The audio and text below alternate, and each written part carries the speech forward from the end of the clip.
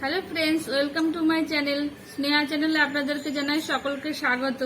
আজ চলে এসেছি নতুন একটা ভিডিও নিয়ে, টক ঝাল মিষ্টি আমের আচার।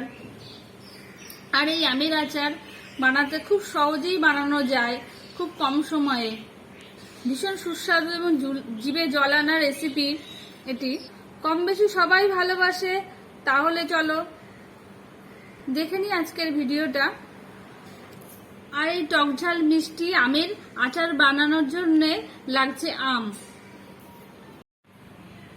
আমগুলো দেশের বাড়ির, তো মাটি এখনো লেগেই আছে দেখছো গায়ে। চলো ধুয়ে পরিষ্কার করে নিই। আমগুলো পরিষ্কার করে ধুয়ে নিয়েছি, আমি কেটে নেব। আমের খোসাগুলো ছাড়িয়ে নেব।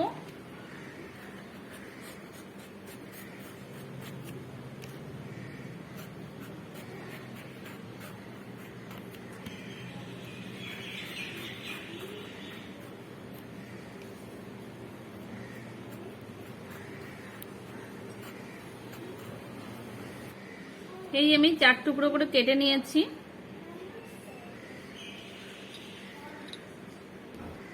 আম ছাড়ানোর পরে আটির পরে এই একটা পাতলা খোসা থাকে, এটাকেও আমি তুলে নেব টেনে।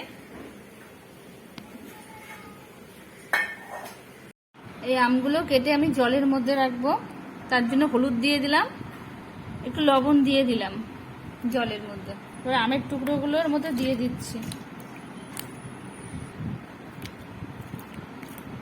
আর লবণ হলুদের মধ্যে দিলে এটা প্রায় 10 মিনিট মতো ভিজিয়ে রাখবো। তাহলে কষ যদি থাকে তাহলে পরে বেরিয়ে যাবে। একটু হলুদ দিয়ে দিচ্ছি, লবণ দিয়ে দিচ্ছি, ভালো করে একটু মাখিয়ে দেবো এগুলোকে ভালো করে একটার সাথে একটা। লবণ হলুদ মাখানো হয়ে গেছে।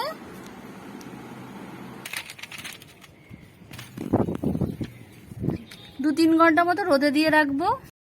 3 ঘন্টা পর এই যে রোদের থেকে নিয়ে এসছি, এই আমের যেটা ময়শ্চারাইজার বা একটু কাঁচাটে ভাব, সেটা একটু শুকনো শুকনো হয়ে গেছে।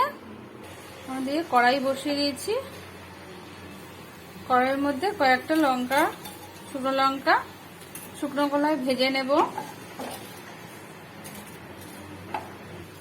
দিয়ে দেবো একটু সর্ষে,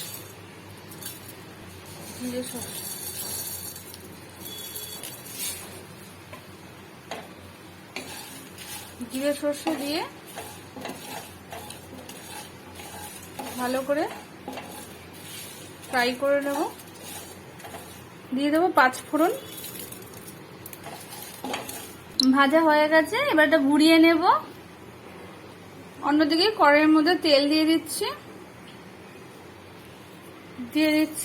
5 ফোড়ন, শুকনো লঙ্কা,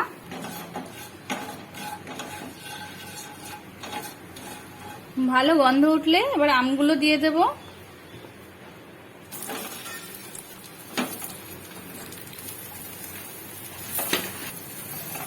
এবার আমি এর সাথে অ্যাড করব গুড়, এটা আখের গুড়।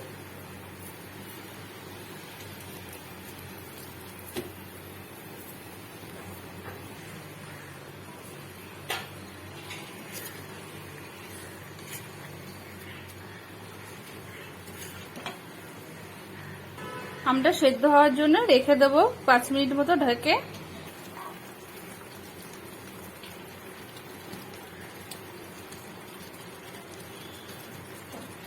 পাঁচ মিনিট মতো ঢাকা দিয়ে রেখেছিলাম। তারপরে আবার আমি উল্টে দেব।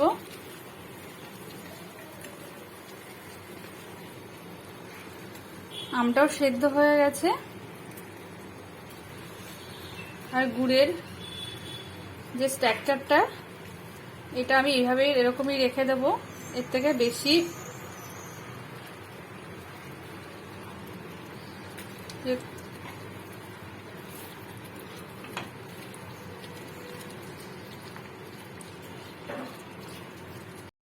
মধ্যে দিয়ে দেবো। এবার গুঁড়ো করা শুকনো খোলায় যে ভাজা সেই মশলাগুলো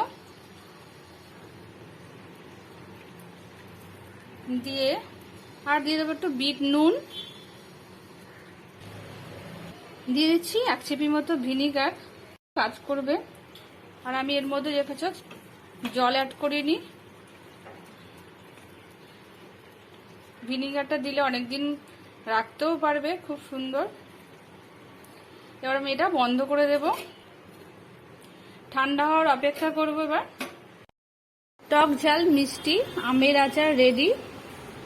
এই আচারের রেসিপিটি কেমন লাগলো অবশ্যই জানাবে।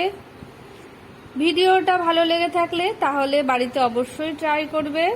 আর বাড়িতে অবশ্যই ট্রাই করে আমাকে জানাবে কেমন হয়েছে। কমেন্ট করতে কিন্তু ভুলো না। আমার চ্যানেলে নতুন বন্ধু হলে চ্যানেলটি সাবস্ক্রাইব করে নেওয়ার অনুরোধ রইল। পাশে থাকা বেল আইকন ক্লিক করে দিও, কারণ আমি যখন নতুন কোনো রেসিপি নিয়ে আসব তখন তোমাদের কাছে তাড়াতাড়ি পৌঁছে যাবে। আজকের মতো এই পর্যন্তই। ভালো থাকবে, সুস্থ থাকবে।